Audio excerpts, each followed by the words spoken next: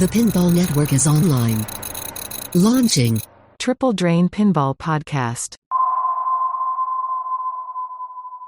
All right, Tom. Oh no. Oh, he already Oh messed no. up. Tom's not here. Tom's not here. Tom is not here, but it's okay. We're gonna work through this. We're gonna be strong. So I'll go to the next best person. Greg. Greg, are you ready for this? Are you ready? I'm ready, Triple man. Drain? Good. I wanted to wonderful. come on the show for a long time. Well, here you go. Here's the day. And I'll ask the guy who I think resents being on this show every episode. Travis, are you ready for this? I'm very happy to be here. Now it feels like I'm part of Straight Down the Middle. So, we're like trending way up. So I'm very happy about this. Well, Good see, job, I'm happy Joel. about you. That's why I had to wear. I was going to fix my hair, but I was like, nope, I got to wear a hat today. There we go. Got to channel my inner Travis. Hey, Perfect. I appreciate it. I mean, but if you really wanted to, you got to shave the beard, though. Oh, I can't I grow can't. a beard, No. so No, No. I'm You horrible look- without a beard. I got to have you a look beard. beautiful, though. You look Thank you. gorgeous, Joel. just roll it. Just Okay. roll it, Joel. Here's that intro song. We're three guys who like to talk pinball, so we came up with a clever name. We're Joel and Travis Down who talk pinball, and we call ourselves Triple Drain, Triple Drain, Triple Drain. We're Triple Drain. I mean, Greg, does that just get you pumped up? I mean, I was hyped the whole time. It's perfect. Well, Travis, I feel like you're just going to make bone jokes the whole time. You know, we're entering the bone zone. What else you got? You're ready to... I said that in pre-production. Yeah. That's all you. You got No, the you said first that. bone You joke. said that in the Facebook message group too. I think it was the first chat. Yep. I which woke is up also to a not message part of the this morning. It podcast. was like, yeah, I was wondering what time we were starting the bone zone. You've heard that your whole life, haven't you, Greg? I mean, Yes, what a every great day. last name. What a It actually, great like last name. through some of my life, like, obviously in school, there's the boner jokes and you get all the bone stuff. Mm. And then there was just like a hiatus in my 20s where that I didn't get any of that. And now in my late 30s, 40, Yeah. like Pinball. friends and people have brought it back for some reason. Well, at least I they're mean, still that's- friends, right? That's what Yeah. happens, though. You get to your late 30s, early 40s. It's almost like you devolve to like your Yes. 20s, but yet you actually are like financially secure. You've Yes. got like a little bit more knowledge. Yep. And Joel, you're young, right? You're I'm like still in my 30s. Yep. you're like 36, there's- 35. How old are you, Joel? I'm I never 35. asked. Oh, man. Yeah, you so got you some got- time you got- before you hit this. Yeah. Yeah. You're getting closer. You're getting closer. I'm getting there. Yeah. What am I? I'm looking at Travis's background. I feel like every week he adds something new. You got don't the think Iron Anything Man changed. gauntlet. I Oh don't yeah, think my that was son. My son put that up. there. Oh. Yep. Okay. Nothing else changed. We're still trying to move, so I'm not like Yeah. not trying to do all this. I know I need a pinball machine behind So you me. bought a house and you didn't use Greg as your realtor, is what I'm hearing. Well, he True. went to, you You were, need to come to St. Louis, Greg. yep. Like what that's the I'm only way to saying. do it. Yeah. Yeah, I'm just getting licensed in St. Louis just so I can help you just Yeah, for that one exactly. house. Yeah. Totally worth it. Yeah. Yeah. What else we got in the background? We got the bonehead lights. I see that in Greg's background. Oh, Greg, I feel yes. like you Woo. patented that. Shout out to Comet Pinball, right? Comet Pinball Oh, amazing. with their little light, and I feel like you put that all together, and then they call it the bonehead. You got a little Yeah, shout they out were on their just like, website? you know what? Hey, we're going to use this because we like the photos and we like what it does. And it's super, like, to me, it's like the cheapest, best mod that you can do. And I like it a Yeah. little bit in the undercab light. I mean, why you want to light up your floor? Light up your wall where everybody's Mhm. looking. Look behind Yeah. the heads. It's no brainer. That's I feel- bloody brilliant right there. I feel like that's a great transition to show off that in my background. Boom, the Godzilla Topper. It is Yes. here. It is present. I know. Well, we'll get. Wow, we can just dive. We right just into need it to go right now. We'll straight just into dive right it, Joel. right Stop teasing the audience. Let's So just here's go. the deal with Tom not here. The reason Tom's not here is he's still in Europe. So Travis and Tom both competed in the IFPA World Championship for last year over in Europe. So that was in Germany. And that's all we're going to talk about it because we're going to save that for Tom. There was a lot of competitive pinball. There was also some European something. There was the Epstein Cup, which is like US versus Europe or North America versus Europe. I don't know exactly how they do it, but there was a lot. There's a whole lot of tournament pinball played over there. And then Tom is still there with his family. They're on like a European vacation. So I'm assuming he is probably on the beach in a Speedo as we speak. would be a little late. But It's pretty close, actually. yeah, that would be Tom. So Tom will be back, and we will make sure we'll dive all into that goodness when he gets back. So we were thinking we still want to do an episode. It's been a little while. We can't talk tournaments. So we start going through the list of like all the people we've had on, and we're like, who do we know that doesn't like tournaments? And to be honest, the first person I thought of was Zach Minnie. So I thought of Zach Minnie, and I was like, people are sick of Zach. You know what people love? They love Greg. So let's get Greg Bone on here. The better half is straight down the middle. It's an unfair statement to say that I don't like tournaments. I actually love tournaments. Okay. I'm not Zach. I love tournaments. I just don't know enough about them, nor do I take the time to go out and play in them. But I love them.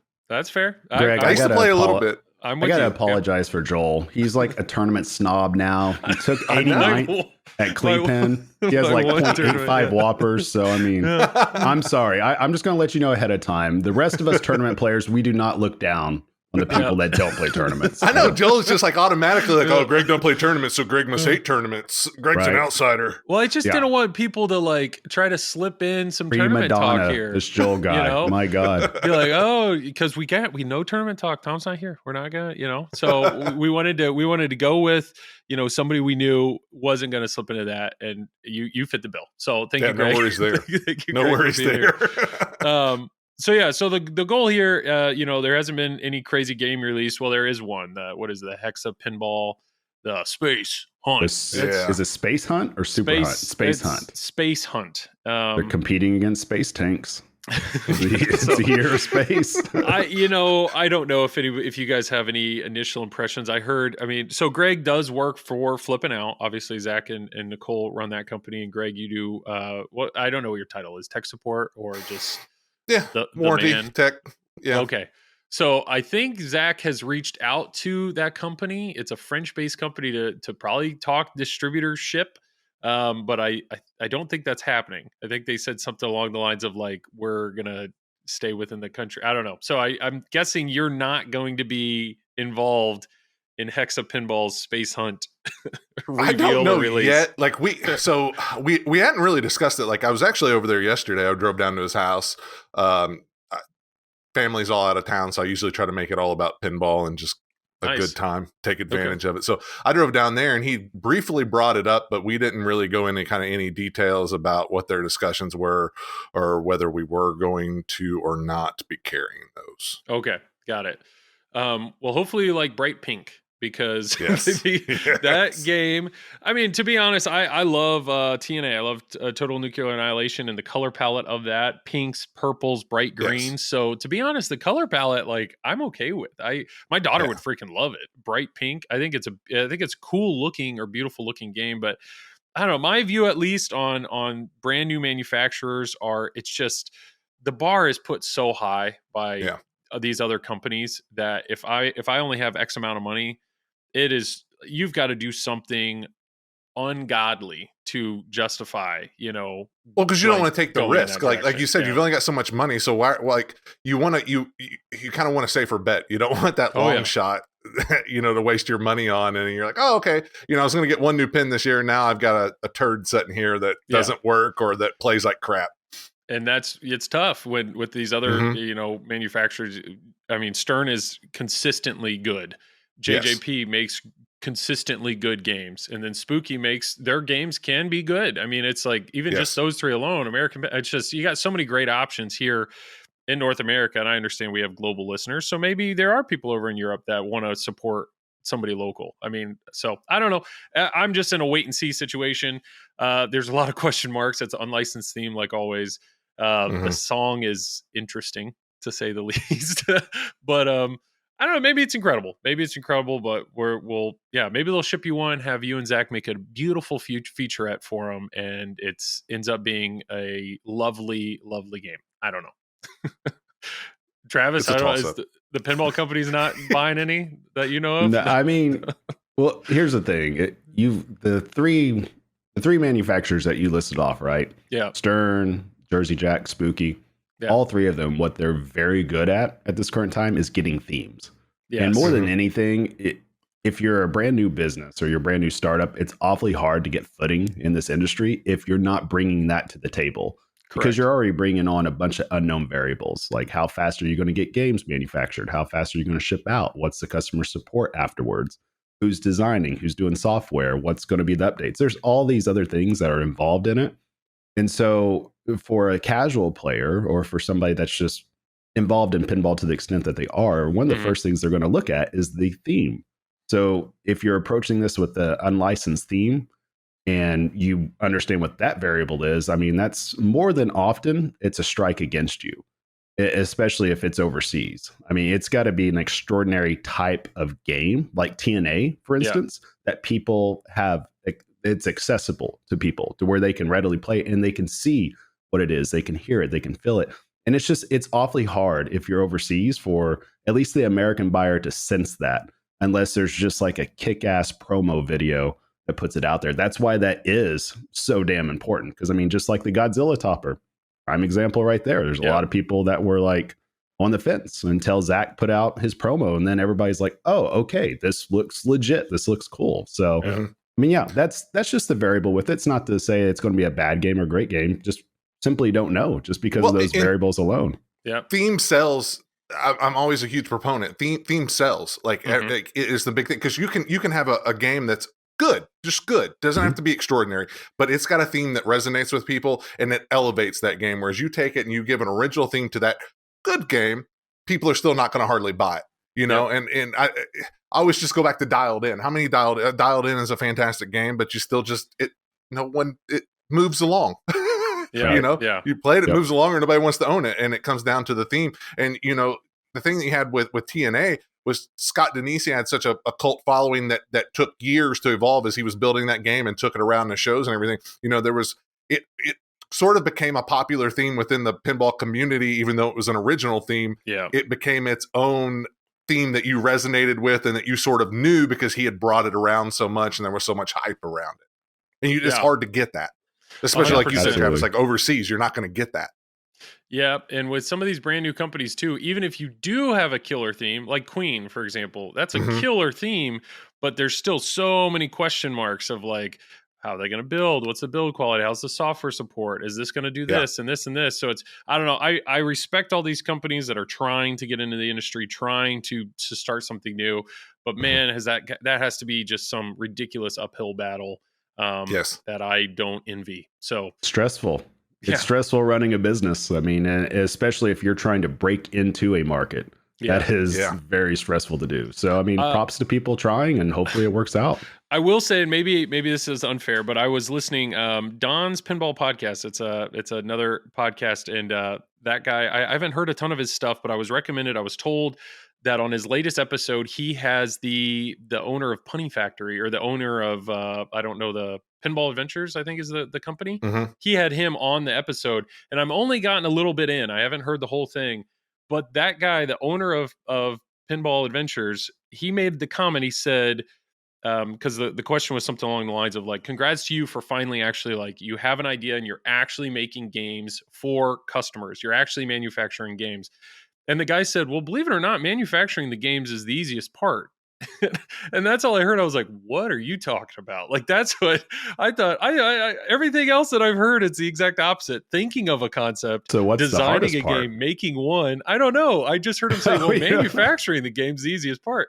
It's like, what? Like, that's where every other company is stuck, right? I mean, you look at Haggis. Like, Haggis has a beautiful game, these Fathoms, and they are taking years to make them. Like, it's not the design that's hard. Like, I mean, it's the manufacturing that's the hard part, right? That goes into the variable part again, though. I mean, if you're manufacturing at scale, then it's highly difficult because you got to get so many products out. If you're not manufacturing to scale, you only have to make a few every now and again. I mean, maybe that's it. Pinball Adventures, maybe they're making 20 or less. So it's hard to tell. I don't know. Let's just put it this way: if whatever you come out with outpaces, right? Like the demand totally outpaces what you're able to put out. Guess what? That manufacturing is going to feel very difficult because you're leaving a lot of money on the table. You got pissed off customers.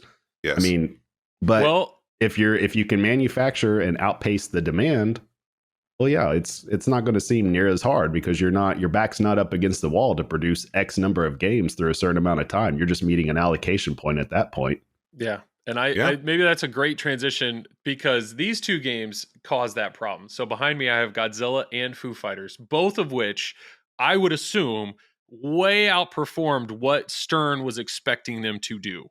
And here we are. I mean, Stern has changed their, shout out, Travis, you made this beautiful graphic for the pinball company the other day that shows the timeline, the manufacturing timeline, or the schedule for this year. I saw that. I was impressed. I was like, look, you actually do like quality work. I do. Yeah. I do some work, I mean, like 18 minutes a day I clock in. So right now I've gotten 7 done so far. So I had to clock out for this, but I think Greg puts in at least an hour for flipping out. I mean, modeling takes like 8 hours a day. That's tough. That's hard.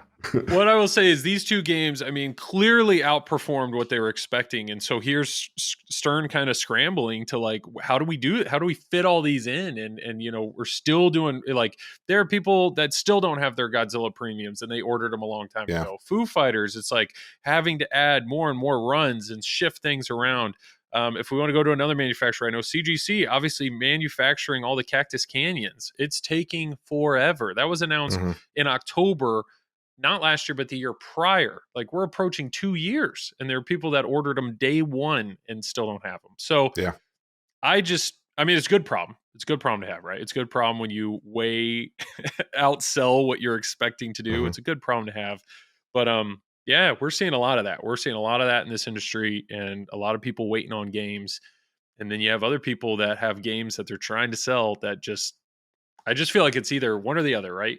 It's either a huge hit or manufacturers can't sell them, or distributors have a bunch and they're on the shelf and they're just sitting. It's one or the other. Well, and I think sometimes with some of these you take some, you come off of a really big hit. Like, I can't imagine creating a really big game, something that just sells the hell out of games. And then how do you gauge your next pin? Like, do you scale down? Are you literally reflecting and thinking, okay, like, well, man, we killed it last time, we're going to kill it again, and then you ramp up manufacturing? Like, how do you even gauge that? When you're somebody like Punny Factory or you're a smaller company starting off, I feel like, you're just kind of building to demand. But, when you're a manufacturer that's become a little bit more established, like, how are you going to gauge that? How are you going to make those runs? So Stern's got a little more figured out because they can just throw old games back on the line and, start rebuilding, vault something real quick and throw it online and keep all their employees working. But, you take somebody like CGC or JJP or somebody, that's got to be like a super difficult thing to be able to try to gauge that next game and what that popularity is going to be, getting parts stocked up. You know what I'm saying? So you're kind of back and forth, if it's a big hit, oh man, we don't have games, they're going to trickle out. Or now we got a bunch of games because we anticipated it was going to be a big hit because of our last couple games, and now we're setting on stock, and what do we do? So like, I'm like you guys, like, I don't envy that at all. Yeah, and you look at Stern, I mean, I would assume, maybe this is, I would assume that James Bond is not as selling as well as they assumed. So instead of these runs, it's like all of a sudden, what do they have? They got more Godzillas they can make. They have Iron Maidens they can make. They have Jurassic Park premiums they can make. It's just like, it's clearly, Stern has things figured out there where they can pull from the back catalog at any moment, and their line has been packed for years now. I mean, it's nonstop. Well, it's definitely hitting a moving target too. No, you're fine, Greg. It's just what I'm saying is it's like hitting a moving target when you're trying to determine how many games you need to produce, how much can this move, what's going to be the velocity of sell. Because it's like anything else. Their LEs are going to absolutely sell out every single time because it's going to go to all the dealers and distributors, and we're going to be able to sell it out. Now it becomes, is the pros and the premiums, how well are those going to sell? That's the tough part right there. And that's what we're seeing with Bond. Right now. I mean, it's awfully hard to get games moving that's kind of set up like Bond is currently. Well, and I think Bond, so I think, there was, a decently recent code update. I think Bond to me is going, just because I actually like the way it shoots. I know it's gotten a lot of flack. I know that, the code early on obviously was a lot behind it, but I think it's going to be another rush. I think that, any of us distributors or anybody that has a game sitting, I think those games are going to sell. I think that they're going to have to throw it back on the line again, because I do think that it's going to, over the next year, creep up as like this kind of sleeper, especially if there's a lull or there's a miss. If they come out with something like Venom or any rumored titles that come out and it doesn't do as well as they think, people are going to take that money and go somewhere else with it. And I think it's going to be to a game like that. It's like, oh man, I've got some time on that game. I really liked it. Let me try it out. I've done that with games before. And I really think that's going to be kind of another sleeper, that comes up. Well, I would say as of right now, every other game in Stern's catalog is basically a complete game. Even though Foo Fighters isn't 1.0, that's a complete game. So it's hard to, I mean, Bond is getting there, but a month or two back, it's just like, well, if you have money to buy something brand new, it's like, do you want to play the game of Bond and hope the code involved, becomes what you want it to be?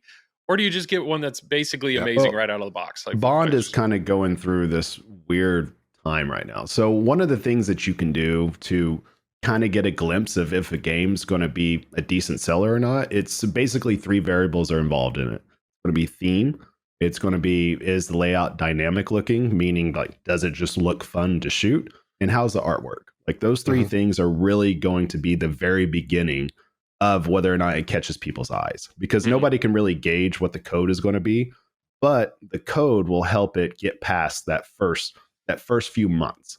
So if the code is there after the first run and people realize it, that's when the popularity really starts to go up from there. And that's what we saw with Godzilla. That's what you're seeing with Foo Fighters. I mean, because it's huge out of the gate, right? And then it just feels like it just keeps going. So if you don't have those 3 variables in place or something's off, it definitely gives people cause to pause.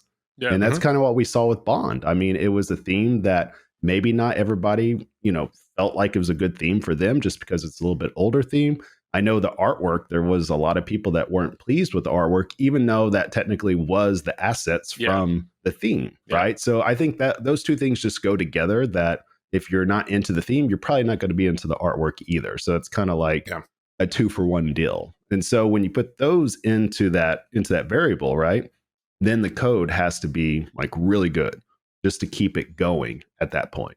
Well, Godzilla, for example, I mean, who really cared? I mean, Godzilla's amazing artwork, so it had that. But I mean, who the hell really cared about Godzilla, really? Like, there was a handful of people, nobody cared. But because it was such an incredibly coded game and it shot so well, it was like, I don't care, it's Godzilla. Like, I love Godzilla now, Yeah. And I think Iron Maiden, I think there's been Pins has done it in the past too. Like Iron Maiden, like I think that there wasn't, I mean, there's a lot of Iron Maiden fans. It's a big base. They're a very well-known band. But I think a lot of people were like, I don't care about Iron Maiden. I don't care. And then they played it and they're like, I got to have Iron Maiden. Oh, yeah. It's like, I'm a fan now. Like, in there. So Godzilla is 100% that. And I think it's hilarious. I did not care about Godzilla in any way before. And I remember when they announced the game, I was like, nah. It's like, it's not a turn off. Like, well, this is probably a terrible example, but like Elvira, it's not a turn off, but it's, I can't justify, like, that's a theme I can't have in my house. So it's like an immediate, like, oh crap. Like, and Walking Dead's another situation. I can't have that game in my house with little kids. It's not a theme like that. Like, it's not a turn off in that way, but Godzilla, it shows up and I'm like, this is, not only is it an amazing game, but it's so funny and campy and actually, like, my kids love it. And to the point where Godzilla has actually talked about as a joke, or like the song, the Blue Oyster Cult song, like my son, a 3-year-old, requests it. He thinks it's a funny song. Like, it's almost like I've become an actual legitimate Godzilla fan. Well, they went the right direction with it. Oh yeah. If they did the current Godzilla, it's like serious, it wouldn't be near as well received as it is now. It'd still be popular because it's an Elwyn and the layout and the rules are great, but it wouldn't get the universal praise it does now, just based on that alone. Like, that theme really does help carry it a little bit, and the fact that they leaned into the campiness, that carries it even more. I mean, that was a brilliant decision by Stern to do that. And you said universal praise. So perfect transition to the Topper. Universally loved by everyone that's seen it. The Topper is here. So let's be real. Let's be honest. First impressions. When you guys saw the Topper, what was your legitimate first impression? You take it first, saw Travis. The 2 seconds of Stern's video. Oh no. That was, audibly said, oh no. So I audibly said that. Go ahead.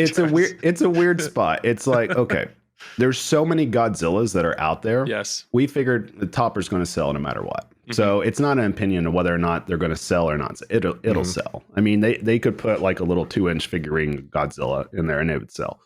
My concern is that just the video that they put out with all the accessories, I was very confused how they just kind of slapped that towards the end. And it was very brief. There was almost nothing. Yeah, and we actually timed it just to see, because I watched it probably like 10 times because I was so confused. I'm like, what does this topper do? Is there supposed to be a mode with it? Like, what's going on? You had no indication. I think you said there was more footage of people flipping of their hands than there were nearly, of the topper. There was nearly double the footage of hands on the flippers and the topper. And I'm like, what is happening here? So I was very confused, and I was talking to, the people within our company. I'm like, are they coming out with another trailer here, or is this it? And so we just kind of just felt like, okay, well, this is it. So let's just cross our fingers and hope Zach comes out with the video, because I figured he would look at that and he'd be like, no, I can't stand for this. And luckily Zach came through with flying colors, because you just really didn't get an indication what this topper looks like. And from everybody that has seen it now in person, they're like, okay, it looks totally different. Yeah. And it's really good for what it is. I mean, nobody's saying it's great like Black Knight or something like that. And that's fine. It doesn't have to be. But you're not turned off. Like, you're not like, I can't buy that. Turned off. Perfect timing. Travis's camera turns off. Wow. Damn the powers of the bone. Man, the script writing in this episode is fantastic. We are on it. We are. Go. So, Greg, you saw it. What did you think when you saw it?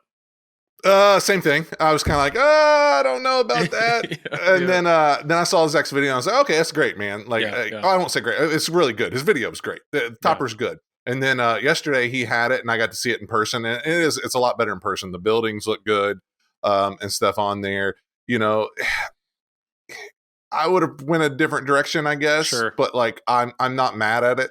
The things that I would probably want would probably be too difficult to do or not cost effective. And that's one thing I like about it too, is it's a pretty cool topper, and it's a bit cheaper than what we went with Mandalorian and everything else. So, it's kind of refreshing to see a good topper, but a hell of a lot cheaper.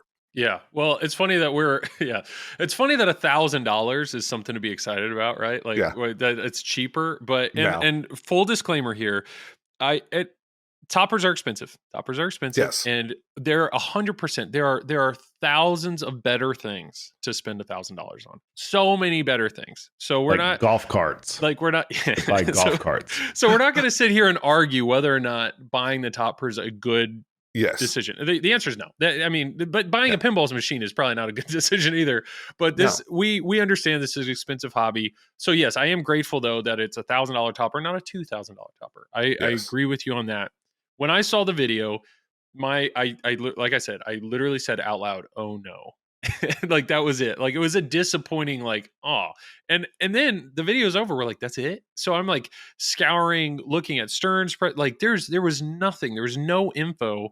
And so what do? You go to Pinside, and pages and pages of people just ripping it apart. I mean, I love the laughter at the zip tie. I mean, just tearing it apart.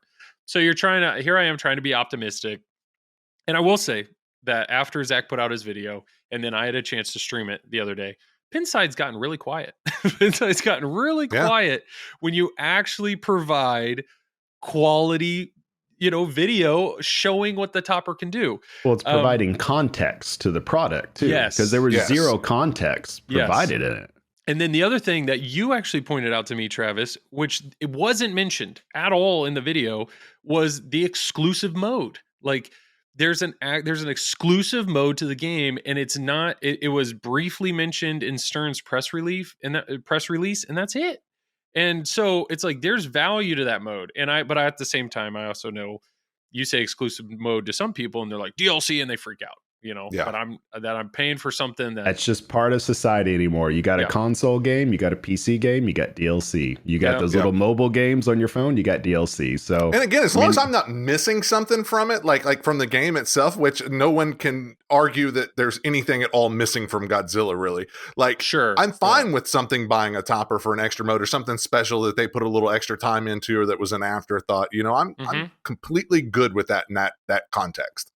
Sure. And I know some of the other DLC modes, right? Where like Jurassic Park had Goat Mania, and everybody's like, nah, nobody needs that. Like, and I forget, there was something else, and people they brushed it off. And then to the surprise though, later on, Insider Connect did bring those modes. So like now everybody has, if you have Insider Connect, you have access to that mode. So so some people are holding out on that. They're like, well, I assume down the road, Stern will just give it to everybody. I don't know. I don't know. But what I will say is I have it. I have it on my game. I was super grateful. Keith Elwin, Rick Nagel, and George Gomez, they made it happen where I had actually reached out to Keith. I said, hey, I'm going to get one of the toppers in on Tuesday. I'm going to stream the game on Wednesday.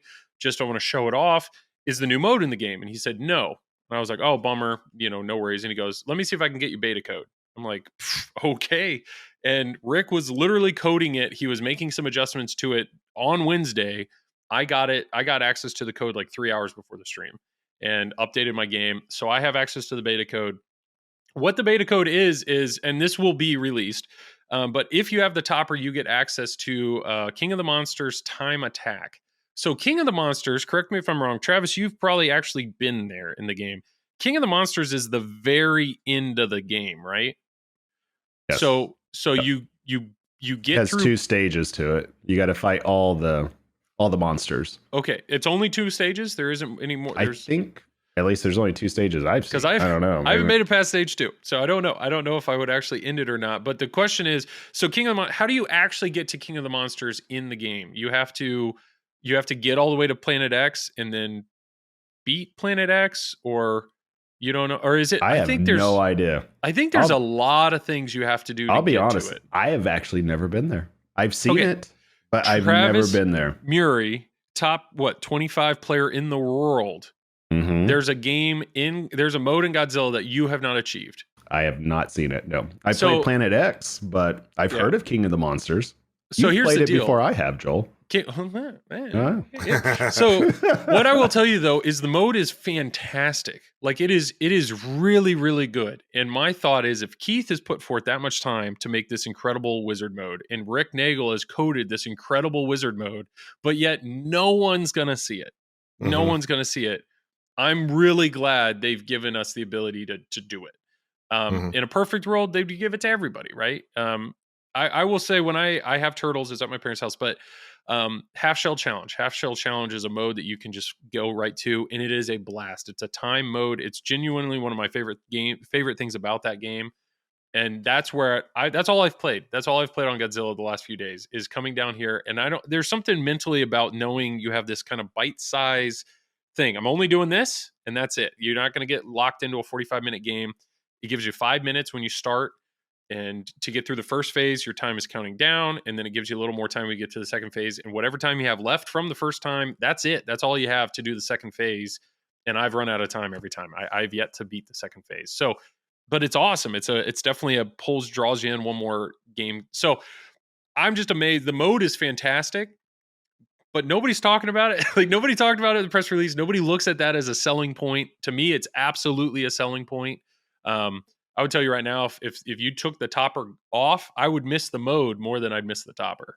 And that says nothing bad about the topper. But yeah, overall, the light integration, I'm actually very impressed by. You can see the stream on Flipping Out. There's also a video showing it. And then to be honest, though, I will take the Godzilla figure off and I will replace it with another one. That's what I did in my game. We actually bought this really cool figure. My brother painted it. It looks awesome. But as soon as I saw the topper, I was like, okay, I'm going to move Jared's figure up to the topper.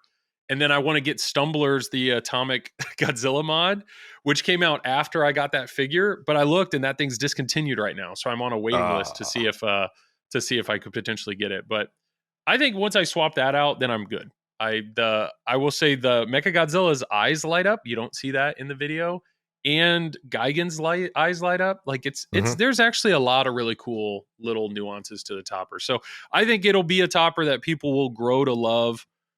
But I do think Stern kind of shot themselves in the foot with their release, because that 2-second video of it wasn't great.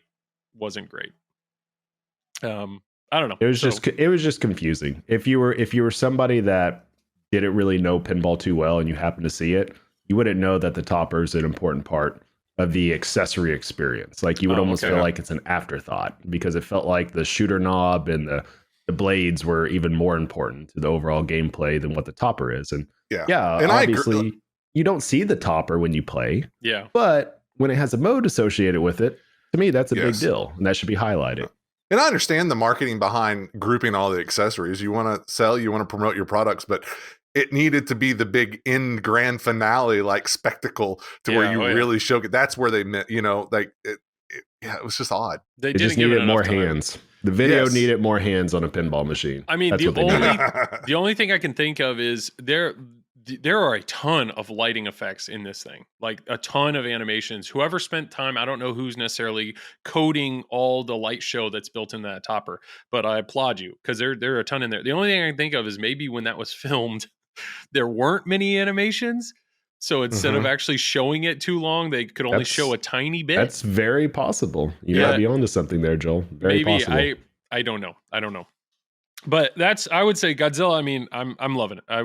If you're on the fence on the topper, feel free to watch either my live stream on Flipping Out or Zach has now made 2 videos. Watch that. But I think if you were already in, I think you will be happy with it. I think maybe it was, we all had these unrealistic expectations of what it could be. Then we were disappointed with what we saw.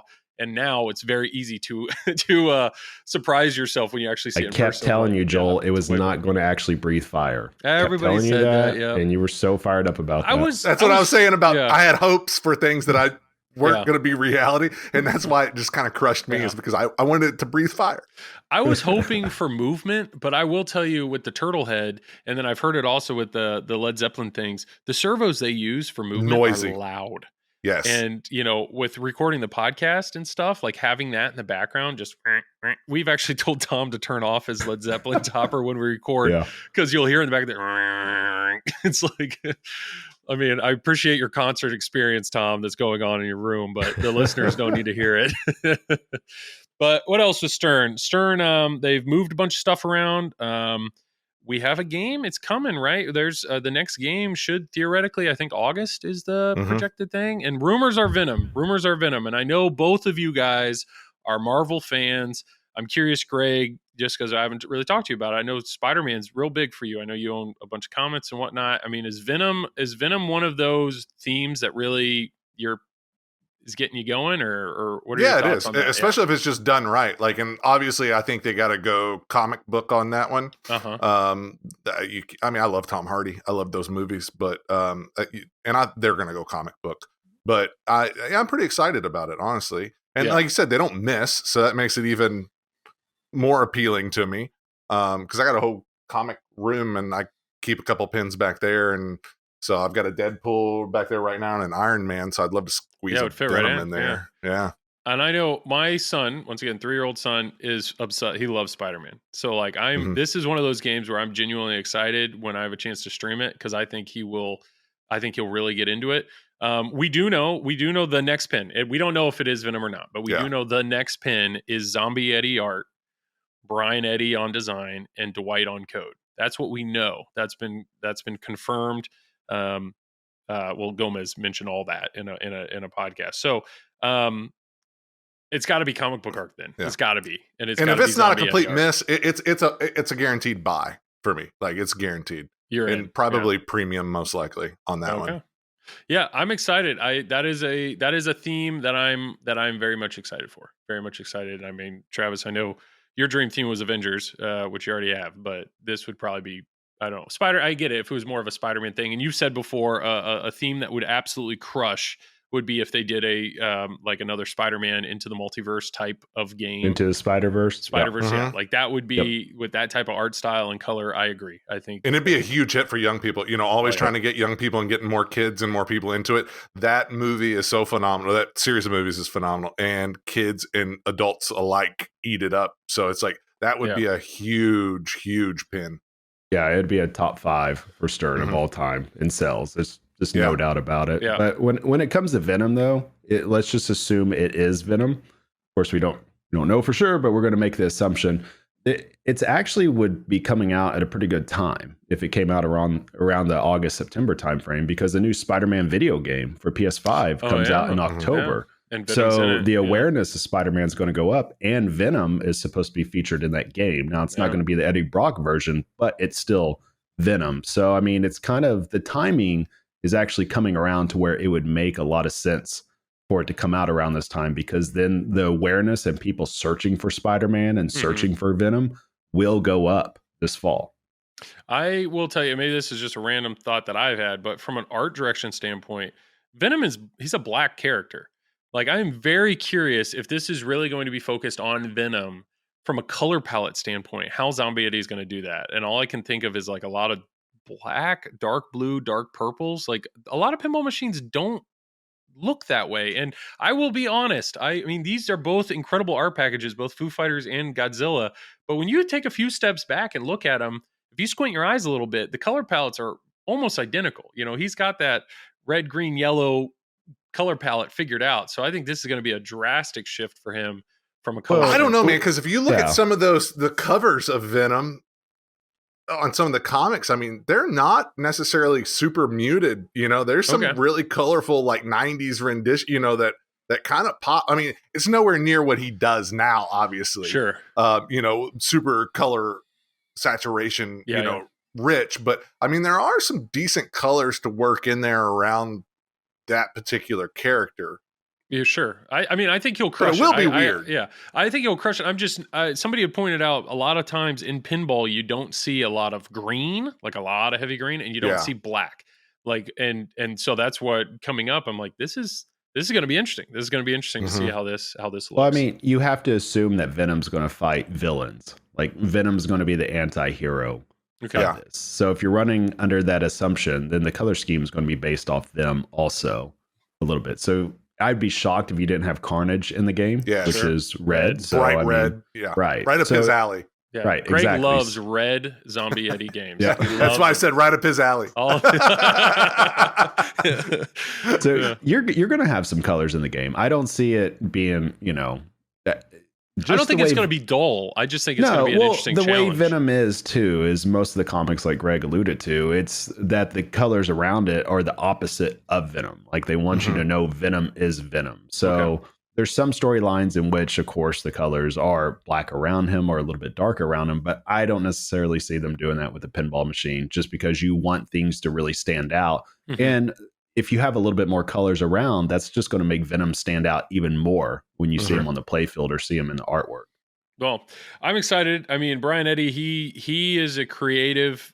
Like, I just feel like he always is pushing for something kind of out of the box, unique. Like, I don't know. I mean, Shadow is still my favorite layout of his, but I'm just curious. I'm really curious to see what he's going to do. And then we know Dwight really does theme integrations well, light shows well. So this is a game I'm genuinely excited about. I'm genuinely looking forward to it. If that ends up being it, I'm really looking forward to it. Sternways, I don't know. Anything else from Stern or news from Stern that you guys want to mention or talk about? No, that's probably about it. There's really not much. They're getting ready for their factory move here in a couple of months. So that's, I mean, pretty cool.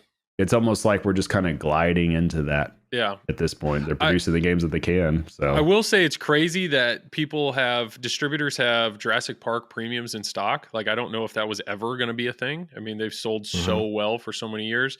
And then Iron Maidens, to see people like still getting an Iron Maiden brand new that I think are still selling hot. They're still selling hot. You still enjoying your? I mean, I know you're all in on Jurassic Park, but you still enjoying your Jurassic Park premium? I see right there in the background. Yeah, I mean, it's actually grown on me. It's taken some time to grow on me. I was still just disgruntled. You know, I was like kind of one of those people. It's like, oh, it's a fantastic game. You know, it's definitely a shooter's game. I mean, there can be some flow, but I mean, it's a shooting game. You get a lot of bricks. It's a challenge. Yeah. It is. It really is. And so, like, I enjoy it, but I wish that they would have still movie themed it more. You know, just being a fan, I was just separate from a lot of other people. You know, I was like all the Star Wars people when Star Wars came out and everybody freaked out over Star Wars. Like, there's nothing in it. It's all so barren and everything. Well, like, I got that, but then the assets are all mixed up. You know, you have a dinosaur from Jurassic World that doesn't even belong in Jurassic Park, and you just got raptors from the third. Like, it was all over the place, and so that was disappointing to me. But no, I mean, I still love the way it shoots, man. It's one of, like, probably my top 5 games. Yeah, well, I know it's clear that the theme is a huge part of that, though. Like, it's obviously a huge part of that. And I'm in a similar boat with Turtles. Like, I really do genuinely love Turtles, but the reason Turtles is still here is because it's Turtles. Yeah. And I mean, I know, Travis, you've probably seen every square inch of Avengers, but I don't think it'll ever leave your house because it's Avengers, you know. I just, and it's keep going, but you know.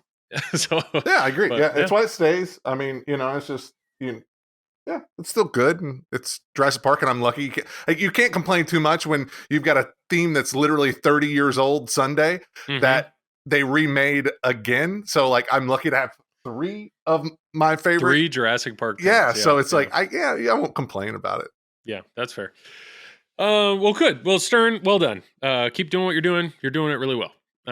Let's transition to JJP. JJP, this is kind of a spoiler for my stream coming up on Wednesday, but Zach dropped off a Godfather LE, so I have Godfather to stream now. 2 things with that. First, he didn't drop it off. A buddy of mine picked it up, but Zach gave me his old Escalera. So Zach got a new Escalera. I now have his Escalera that's probably moved hundreds of pins at this point. The thing is definitely used. It's definitely used. But I will say, now actually physically using an Escalera to move a pin up and down basement stairs, incredible. What an incredible incredible machine. Really is. Yep. If you are a collector and you have a basement and you're one of those people that genuinely is moving games frequently, just save your back and buy an Escalera. I'm not trying to shill it. It really, they work so well. It's the right tool for the job. But once you learn that balance and you get over that initial fear, it's a game changer. Like, and you don't have, it's just nice to be able to move something without having to call a buddy, call somebody over, go get a neighbor, or wait to move a game until you get somebody over. It's like, okay, immediately I can get that downstairs into my basement and we're good. Yep. The hardest part was getting it out of the back of the car onto the ground. That was genuinely the hardest part of the whole thing. Getting it, but once you did it, boom, strap it up to the Escalera and all the way down. It's awesome. Once again, unboxing a JJP game is an experience. I just always forget how nice they are. Like, it is, you know, and it's nothing against Stern, like, but I'm used to unboxing Stern Pros. So when you unbox it, like, this is a limited edition. This is an LE level game. The powder coating, it is just the printing. It's so shiny. It's so nice. The quality, I'm just once again blown away. I felt the same thing when I unboxed Toy Story. They really do make a beautiful pin. They make a beautiful pin. Shout out to Chris Franchi. The artwork on this really is exceptional. And you forget how big that screen is until you turn it on next to a Stern. JJP's doing a whole lot right with their presentation and the overall quality. And I'm impressed. I'm impressed with it. My wife said the same thing when she came down. I mean, it's a beautiful looking game. I'd never seen Godfather. My wife and I actually watched it together earlier this week. Watched it, experienced it. It just had never happened. My takeaway is great movie. It's definitely a theme I would never ask for a pinball machine. But now that I've seen the movie, shout out, props to Eric. The integration of how he's integrated different scenes and different clips into some of the different modes. I mean, genuinely, it's very well done. I would assume if you are a Godfather fan, you are probably very happy with their overall execution of this game. I'm still early on to it. It's a JJP game with Kiefer code. It's a lot of multi-balls, a lot going on all at once, and really trying to understand and decipher the best way to tackle it and work your way through it. I've watched some of Carl D'Angelo on IE Pinball, some of his streams, just really trying to wrap my mind around it, on really the best way to progress through the game. But I don't know. Overall, there's a lot going on. Yeah, there's with a lot family's weapons. There's a lot to take in and a lot to explore. Like, that's one thing you can say about it's not a learning curve. It's just an exploration. Like, every 100%. Time you play it, you're picking up something new. Yep. And Hobbit, when I had Hobbit, was that way. Like, my love of that game grew the longer I had it, because you really start to learn it. GNR was a similar thing. I streamed that and had that for months. And the more and more and more and more you learn about how much is actually going on in that game, it really is incredible. Toy Story was a step back, not in a bad way, but it was a lot easier to digest what you're doing in Toy Story and how to approach it. That was more kind of the way my mind works. That was easy to do and enjoy. Yeah. This is back to like, all right, get the notepad out and let's figure this out. But have you at least found a baseline for it? Like a baseline strategy? Yeah, I don't really care. I mean, I don't really care about points, but I'm seeing like I understand the multiplier and I get how important that is to build up your weapons. And I don't know, there's a lot there. I'm going to stream it. I'm probably going to have chat tell me all the things I'm doing wrong. And then hopefully JJP's actually reached out.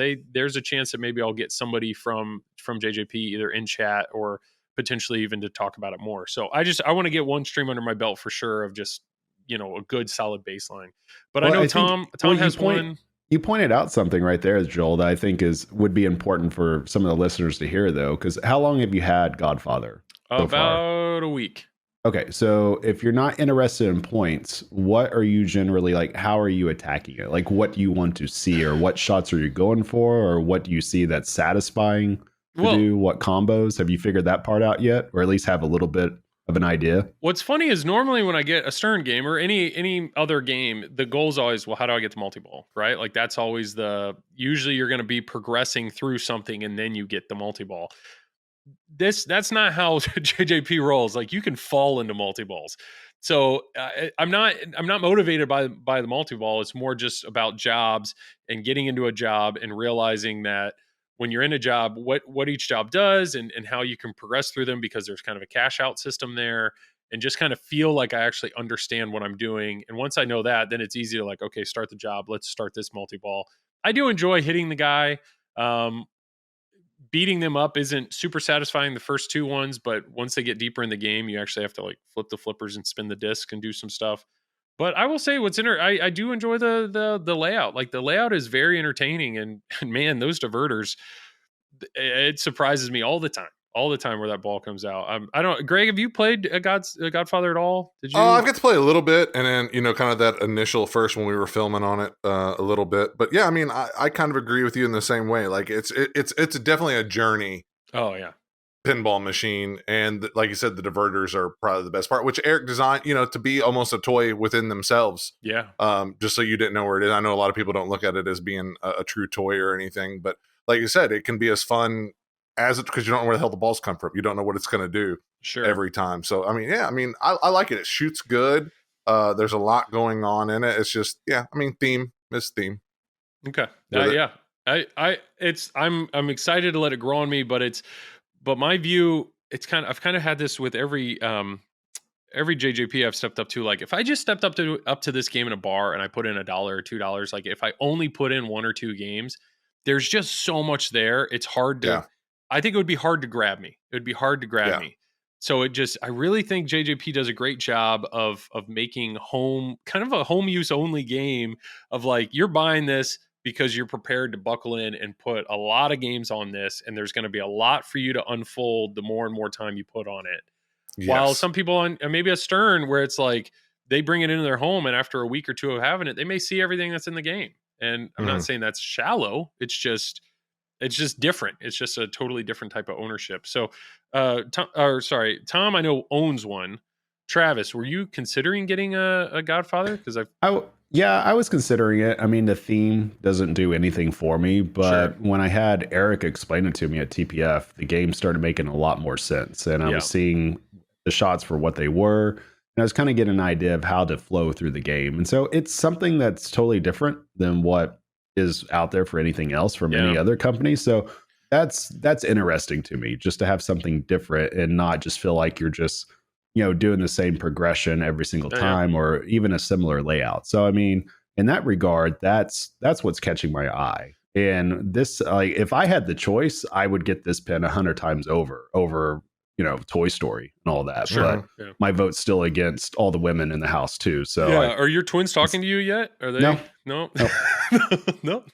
They'll get over it eventually. I mean, I probably got to take them to Disney World or something at this point. Like, I'm up Schitt's Creek completely. Watching Carl or watching IU Pinball stream the game, though, it's very much like he knows what he's doing, and he's doing the modes in a very particular order because he wants this and he wants this perk. And then to see him like play, and he's like, all right, I should probably build this a little more. All right, let me use my elbow to hit the 10 times multiplier and then hit this one crazy shot for a gazillion points. I mean, that's the type of complexity that I doubt I will ever get to. Yeah. But just knowing that, I do think that's cool for the higher level players to give you that type of challenge. It's just that risk reward. It's like one of the ultimate like risk reward games. Like how far do you take it? Yeah. JJP, apparently the collector's editions are on the line, so it'll be cool to see some unboxings there. I mean, I'm telling you, the LE is already a gorgeous game, so I have no doubt the CE, I don't know. I think there will be plenty of collectors that'll be very happy when those show up on their door. I know we talked a little bit about it already. I am curious, Greg, maybe you have some thoughts on it, but Harry Potter, we don't have to go crazy into it. I mean, that's still the rumor. We have no idea how long. It just sounds like JJP has it. We have yet to hear any sort of confirmation on it. But one thing that keeps staying in my head is Stern's smart. Stern is really smart. And if they lost this license, did they lose it or did they pass on it? And my question is, if they passed on it, why? And there's been a lot of discussion. I don't know. We've been talking about this with some people. I mean, Travis and others and whatnot. And if Stern passed on Harry Potter, why? And I don't know. I have some interesting thoughts there. And licensing is obviously a huge part of that, right? You know, like James Bond, they've run into many brick walls with that and the restrictions of that license. Yes. So is there a chance that what they learned was the Harry Potter license was going to be so restricting that they didn't want to touch it? Or is there something else? I don't know. Overall thoughts on your... That's where my mind would go, would obviously be possibly not full assets or not enough assets of what they felt they needed, that it was going to have to be too generic. Or like you said, restrictive. I mean, it was a license that no one thought they were going to get anyways, that any pinball manufacturer would get just because of J.K. Rowling. Like, you know, the way that her stance on everything. So it's like, it's like how.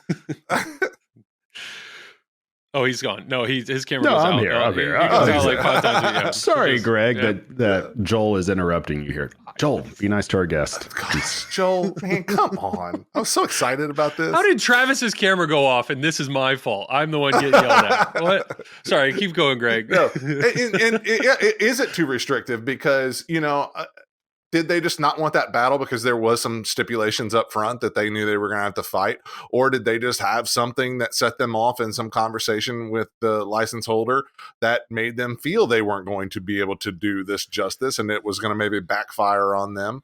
But then again, it's like, I don't know, even if it was, that I wouldn't take the risk because it's Harry Potter and you're still going to sell more units than anything else. Here's my crazy thought, right? Here's my crazy thought. So the rumor was J.K. Rowling doesn't like pinball because she doesn't like bars. She doesn't like that. So what if there was some stipulation of, like, I don't want these in bars? Well, we can't control that, right? We can't control where they're sold. So what could you do to a pinball machine to keep it from being a location game? Pull the coin mechs. Pull the coin mechs. So that's my question. What if that is actually the stipulation? Would Stern pass on a license if they're not allowed to have a coin door? I could see that happen. And who better makes, like, JJP, it's clear they like making home games. I don't know. It's a crazy thought. It's a thought that never crossed my mind, but it's a crazy thought. So my thought is, like, does that bother me? No, I don't. Like, coin doors don't mean anything to me. I don't care. Like, would I still, that doesn't hurt. That doesn't hinder my buying thought. But, like, what does that mean? Like, this is, I don't know anything. I don't know anything. But it's what's been grinding on my head is, why, if maybe Stern did lose it. Maybe this was a whoopsie. But reality is, or my thought is, if Stern passed on it, or if there was something in the licensor that was a barrier for Stern that they couldn't meet eye to eye on, what could that be? And I don't know. It's just a thought that's come to my, like, what if that's the thought? I'm okay with it, but no coin mechs. I don't know. It is a thought. It is a thought. So we will see. I don't know what that means. But I think it would create an interesting discussion. I mean, it's plausible, but I think it would have to be something different from that. I don't know. That would be a weird. I don't know.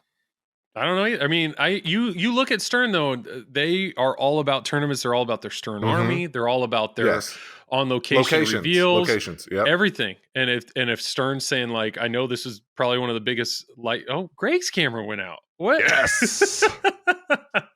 This is one of the biggest licenses ever. Yeah. No, my camera's on. Okay. But if that's the view, is like, this is one of the biggest licenses ever. But you know what? We got to hold to our guns. We are dedicated to location play, and sorry, off to the next one. I don't know. But I think I would just say that there's always a reason.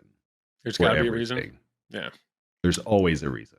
And that's all I can say about that topic. That's okay. There you go. This is all speculation. Yeah. And I don't want to put anybody in a bad spot, but, Greg, you doing all right? Can you hear us? Or did we lose Greg? I think he's here. I don't know. We'll see. Good thing you can edit this, possibly. Possibly. Depends on how long and awkward the silence is. Oh, he's back. There he is. I would say that is not long enough for me to put in the time to edit it out. We're going to leave it in. You're good. You're first good. Other Elgato no signal. I love it. The first person. Hey. All right. JJP, check. I think we can check that box. Scooby-Doo. So Spooky Pinball. Spooky Pinball is just pumping out games. They're pumping out Scooby-Doo. Props that they're continuing to make them, but what I follow their YouTube channel, and they're continuing to update code. There's more and more code coming out. Greg, you own a Scooby-Doo? You have one in your house? You've played the heck out of it? Go for it. I've had it since March. Okay. I guess I picked it up at the Louisville show. So I admit, because it's another one of those games. I mean, it's like a lot of it's early. It's very early in code. It is a long player, especially for you tournament guys. Definitely, you definitely need to move those posts. That left one, and maybe you can even entirely remove the right post, which frees it up a lot better. I actually like the way it shoots. Like, I don't mind the way it shoots. I think it's not bad at all. Like, I'm not mad at it by any means. Code is just so in its infancy still, like all the basis is there with, your monsters and the modes and stuff that you're going to go through. But it's still kind of in its infancy. And I just, after playing it a lot, it's one of the most gorgeous games I've ever seen. Like, in person, when you have it in your home, it's a statement piece. That's what I always tell everybody. It's like, there is not a game in your house, no matter what collection you have, that looks anything like this game, or that you can even honestly come close to aesthetics, with all the toys, the colored wire forms, just everything with it. It is gorgeous. And it just stands out. But like, I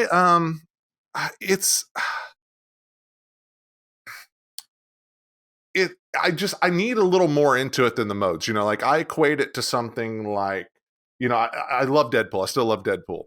And Deadpool, like Zach kind of is like, oh, Deadpool, it's just, it's a little too easy. I just push through it and everything. And I get that. But there's so many small moments in there. And there's so many different things like that that's going on that it keeps you interested. You're kind of intrigued. Your Dazzler pops up, or you've got a team up running. Yep. Or, you go into Mech Suit Multi-Ball. You've got some of these things that as you progress, you kind of know what to expect. That kind of, I don't know, it gives you something to look forward to. I need a little bit of that in this game. Like, I need something kind of unexpected that I start, some little sub modes or something else that I start other than just trying to progress towards a multi-ball. Which the multi-balls are cool. The locks on the apron is super awesome. Like, I actually really like that. That's really cool. It's innovative. But yeah, I just need you need a little polish, is what it sounds like. Yeah. There just needs some filler. Yeah. So I think that's interesting, because you're almost talking about hurry up modes or potential things that would distract you along the way. And, like, I think Dwight is really good at, Dwight Sullivan is really good at that. He has plenty of those. Some people get really frustrated by hurry up modes because they think they're interrupting what they're trying to do, the bigger picture. But I don't mind being pulled those random directions. I mean, Godzilla, you have a gazillion things all going, or you're working towards a ton of them at the same time. Yes. None of them interrupt you, besides like a destruction jackpot. Like, nothing interrupts you, but you're always progressing, and you can divert into whatever you need to get to at any time. Like side quest, basically. Yeah. And that's the key to an excellent code or an excellent rule set. When you have these many side quests that are there that you don't necessarily need to focus on, but can add to your overall progression. But if you want to, you can completely abandon whatever it was you were doing and go to something else. So you never feel in gel. It never feels like a true grind. It never feels like you're hitting a wall. So that's the key to a great code. when you just have your structured modes and you just have your modes there, then it's just, okay, I'm out of that mode. I'm just going directly into another mode. And that's the only thing you can focus on. Where, and it doesn't, I mean, like you said, a lot of games feel grindy. This doesn't really feel grindy because the modes are so funny. You kind of look forward to going into them. But it does just because there's not like, okay, I'm just looking forward to the next mode. Sure. Like, I want to be able to progress in something, an experience, a different experience hit me the further I go along. Which I think they'll get there. Because I mean, I don't know. Halloween is sort of structured the same way, but I love Halloween. I think you guys hate Halloween, don't you? Yeah, so maybe that's a question. If you had to sell one of those two right now, would you get rid of Scooby? So I hate to say that. I know. No offense to anything, but I love Halloween. Like, I don't know why. Like, something when I first got it, I didn't think I would, but I love the modes in it. It's a little challenging for me. I'm not as good as you guys. It's a little challenging for me to progress through those modes, but it's still doable. And I don't know, man. It's just something. I don't know. I love it. You love Scoop is what I'm hearing. You love what? You love Scoops. Oh, Halloween. Oh, Scoops. You just love the ball leaving the playfield and coming up back in your in lane. That's what I could do away with the hedges over there and those. Like, I could do away with that. Like, that's kind of wasted over there in a sense. But man, I don't know. I like everything. I kind of like the layout because we always complain. You know, tournament. You guys are different being tournament players, but like, I think you always complain for like this different layout, something different. And this game is just different. It's so different, but it's still pretty smooth. It still shoots well. It's, still got really good modes in it. And I think it just maybe deviates for most people just a little too far from that normal fan layout that it messes with them. But I don't know, dude. I love it. Hey, that's the best part about pinball, right? Everybody can love what they want to love. And there's so many games out there. There's so many different types of games. And, me saying that one game's good and one's bad, my opinion doesn't mean anything. So well, some games click with people. Like, I always tell people that. I'm like, there's games like Walking Dead. I can kill Walking Dead, and I'm not a real great player, but it fits. Same thing with Godzilla. I can blow up Godzilla. Like, but for some reason, like, just the geometry of that game or the way it feels clicks with me. But then other games that people just dominate, like Batman 66, I can't play a game worth of shit. Like, I'm horrible at it. I'm horrible at it. No matter what strategy I go, I can't. My scores are all low. So it's like some of that I think has to do with, how people like a game too. If it just clicks with you and it feels good in your hands, like you resonate towards that, no matter who likes it or who doesn't.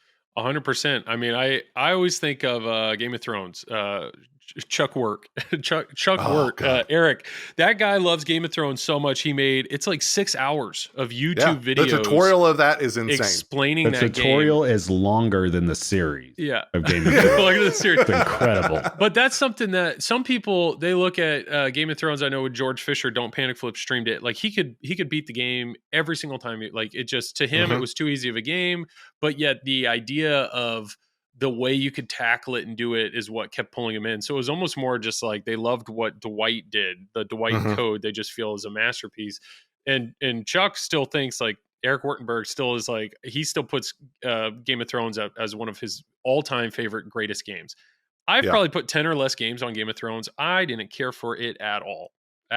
No, really? It just didn't. Nothing. Shame on you, Joel. It just didn't. The layout, like, there wasn't anything kinetically that was exciting to me, and the code was so deep that it's just like I don't want to dive into that pool. Like, I don't have the mental capacity to handle that right now. But you have a godfather. Well, I did, but that's here. There's a difference. Is when you have a game in your basement and you're not putting quarters in it, and you can just put nothing but time into it, and you can learn it. Maybe I'll backpedal and at the end of the day, Game of Thrones ends up being like one of. Maybe I agree. Maybe I'd be on that. I would honestly say Game of Thrones is probably my favorite Dwight coded game.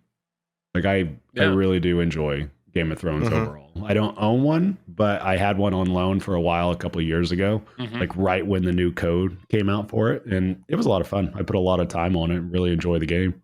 Well, you brought up a good point, Joel, that I've talked about before too. Like, there's a huge difference. Like, your mind can completely change when you own a game versus playing it in a tournament or playing it on location, dropping some dollars into it, or at a show. Like, when you own some games in a home environment and just you're able to open them up a little more or just experience, like, I don't know, there's just something different sometimes about it. And I've had it happen in reverse. There's games I've played on location. Yeah. My God, man, I love this. And I get it home and I'm like, why did I get this? I'm pretty sick of it.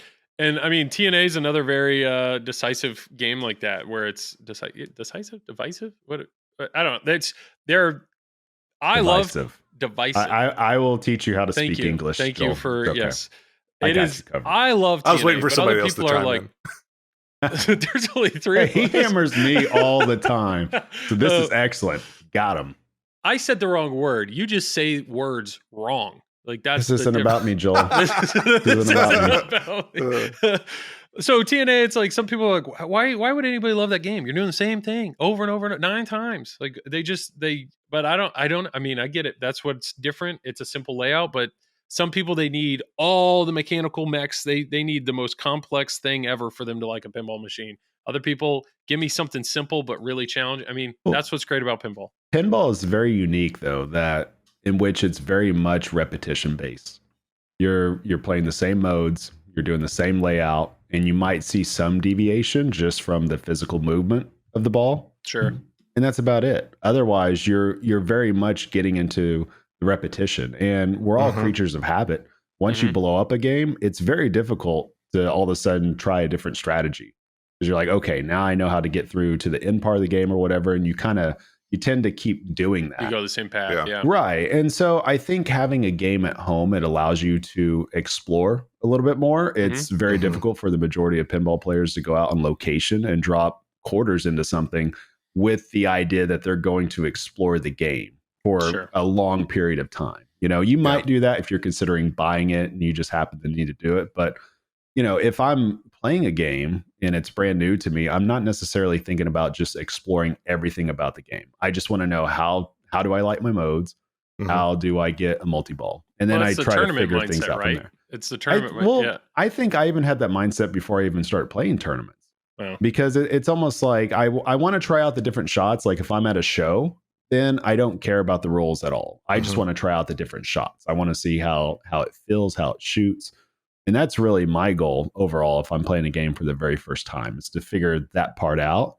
And I can see how that's difficult for a lot of people to do if they're dropping coin drop in to explore a game. And it's just much easier if you get a game at your house and you're not having to worry about it. You can take the glass off, you could hit some switches, you could set your ball to 5 game, or you could set your game to 5 ball or 10 ball, which I actually encourage a lot of people to do. If you're first trying to get used to a game, like why not set it there so you can kind of see some stuff, and you could always just, you know, erase the scores afterwards. But I think that's a good way to kind of explore your pin and get used to the nuances of it early on. Well, to pull it back to Scooby, sorry. No. This is how this show works. Set your Scoobies to 10 balls. This is how this show works. We just go where the conversation goes. Scooby, a buddy of mine, Derek, got his, and I had a chance to see his. And I will say, I agree with you. It is a beautiful game. The presentation of the game is exceptional in every way.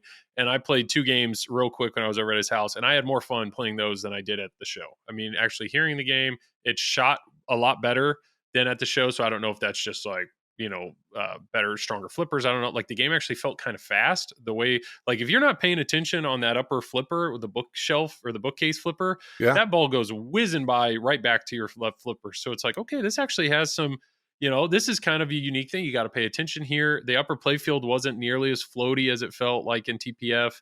And it can create some more challenging shots. And I will just say, I mean, the light show is really impressive. And I think they do a good job of making the modes a storytelling type experience, you know, instead of just hit lit shots. It's like, no, you have to do this and then do this. And that's why, and this guy's chasing you and this or that. I mean, because if you hit these one shots, then it shows up footprints, like, and that's the wrong shot or whatever. You need to track down a picture and all kind. Like it is. That's what I'm saying. The modes are really good. It has some really great aspects. And you know, back to that upper playfield, it's probably one of my favorite upper playfields ever. You know, that bookcase, the way that it interacts and hit that, you know, you just can't necessarily trap up, because if you do, then it's going to knock the ball across the playfield. Which adds a little bit dynamic. And sometimes you have to utilize that, because like during Black Knight, there's a sling up there that you have to hit to engage it. And so it's kind of hard and difficult to gauge and even get enough power off of that to smack that shot and light it. And then even hitting down those ramps, hitting the you know, the little alleys there to go down the ramps, it's kind of difficult sometimes. And when you need those shots. Yeah, I mean, I don't know, it's cool. Like theme integration is superb on it. Like, like you said, the way with the clips and everything are amazing. They have a lot of time left. They're still making them. So that's my only thing with Spooky. My only little concern is like, I don't really know how much time they're putting into Ultraman or Halloween code at this point. I would assume they've moved most of their focus. I know they hired that one guy, so maybe he's still focused on Halloween. Well, I thought he was going to be focused. I thought they said something, and I'd have to confirm with them, but I thought that they said something that they hired that guy just to keep working on it for like the next year. Yeah, so I hope they're still chugging away at it because nobody wants that. Nobody, right? I mean, Stern's been accused of that before, and I mean, people still complain about Pirates of the Caribbean with JJP, like it doesn't have the final wizard mode. Well, how many of you have been anywhere near it? Yeah. So I hope that gets fleshed out. I'm glad you're enjoying Halloween. My issues with Halloween were the first 4 or 5 versions I played. I just kept getting so many center ramp rejects that I'm like, I can't see the code because I can't shoot the game. So if you have a game that shoots well, that's awesome. I've not experienced that with Scooby. Like at least I'm not experiencing any mechanical issues. So it's like, okay, they've got a solid base here with a unique and creative layout. So if they go nuts with the code and make something that's really enjoyable and fun to explore, and people complain that the multi-ball song was dumb, so they put in a new song that you can change. The fact that they're responding to people, shout out to Bug and Luke. They're and super responsive to people. Since Bug and them took it over, like they've been super responsive. I feel to people. Sometimes maybe too good because they might be listening to the wrong people, but sometimes they're pretty responsive to what people are wanting, what people are looking for, and the criticism people have. I don't think that they take it like a lot of people wouldn't take it as take offense to it. They look at it and go, okay, this is something that maybe we do see too, and we need correcting because enough people are saying it. So let's fix it because we want our games to be the best that they can be. And I think they're solid about that because I mean I'm not hearing too many other than the ease. Like it's just a great family plan. It's one of those things like what you talked about. It's like great that you can put in the house that is still fun for you to play. You might run through it pretty quick, but the entire family, anybody that comes over and get on it and enjoy it. Like. Yeah. My only kind of thing mechanical is like the damn ball lock up there with the I don't know if you experienced that, Joel, when you were playing with his, just the time, it's like a double mech up there by that van. Yeah. And it has to shoot, it shoots it up and then it holds it and then another coil has to shoot it out.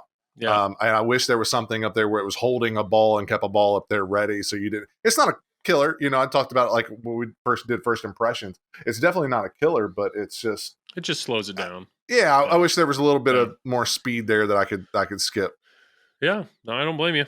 See, what I'm hearing here is that this pin is my way back into my twins' lives. I think that's what I'm hearing. Yes, it could possibly be. I think they'd really like it. I have no doubt that my kids would like that game. I have no doubt, but yeah, that's just a never-ending challenge of, are you building your collection? Are you trying to build one for your family? What are you doing? Yes. I don't know. Blah, blah. We know what Travis picks. Hey, so when my kids start paying the bills, I'll start listening to them more.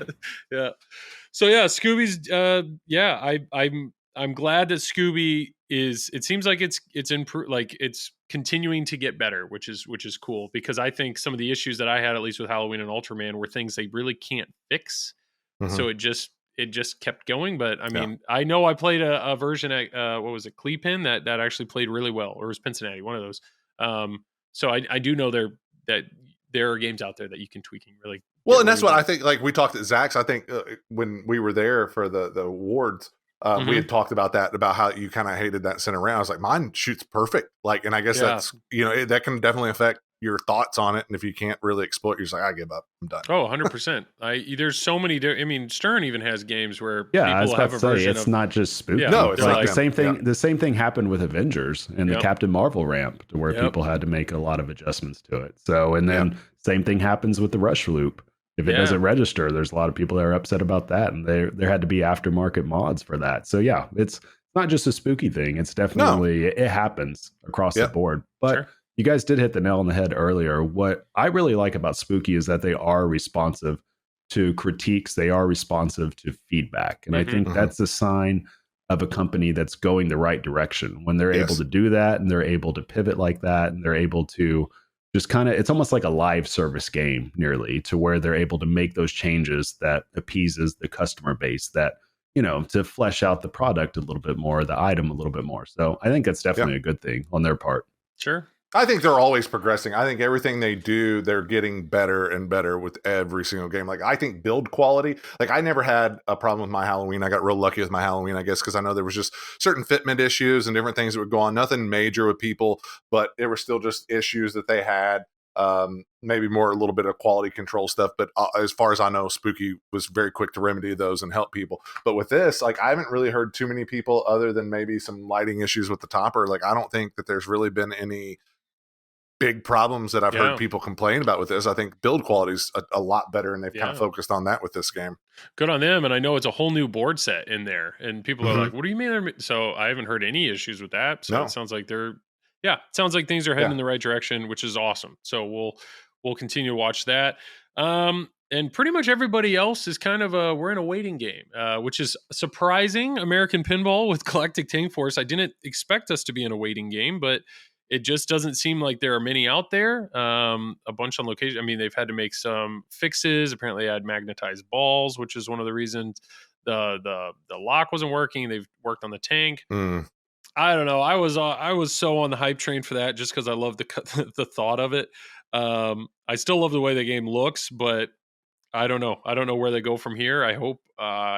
I'd say just give it a few months, because they're fixing the targets with what it is, and I'm sure the same way the code will mature even more based on the feedback that they get. So I'm interested to see where that game goes in the next couple of months. Yeah, but I know they got to get them out there, right? I mean, and I hate to see that they've had issues like, because I felt like that for the most part, there were some tweaks and stuff with Houdini, but for the most part, their games have all been pretty solid, and their manufacturing has been insane. Like, you saw very few Houdinis that ever broke down or you ever had any issues with, man. Yep. And in their manufacturing, I mean, they were getting games out. Now, granted, at that time, through Hot Wheels and everything, it wasn't like there was mass, back to when we were first talking about demand and stuff, it's a little better. But they still, to figure out that manufacturing and to get it rolling like they did, I think people don't credit them enough for what they were able to accomplish early on and start getting games out. So, like, I kind of hate to see that this far in that they've kind of come up with some issues and different things that are holding them back for once.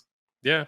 Well, I hope once they can get through those issues, they can figure it out, they can make a nice, reliable game, and then they can just continue to flesh out the game. And we'll have to see on that. Apparently, Dave Fix said they're like certain bars. It's out. The Galactic Tank Force is outperforming Foo Fighters. So I don't know.